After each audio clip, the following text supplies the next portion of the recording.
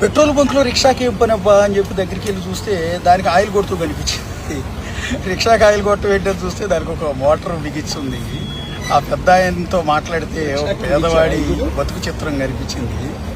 So ఆ పెద్ద ఆయనతో మాటలు కలిపితే ఏమంటున్నాడు ఒకసారి చూడండి. ఎంత వస్తుంది? ఏ ఇంజిన్ బిగించారు?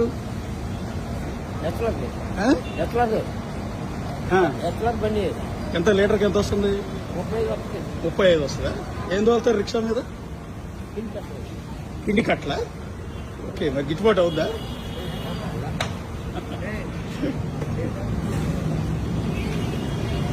స్టార్ట్ చేయరా?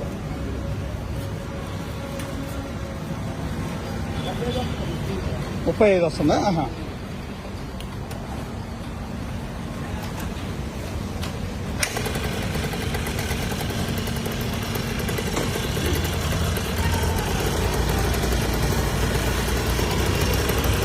బహుశా ఏ బైక్ ఇంజిన్ బిగించినట్టున్నాడు.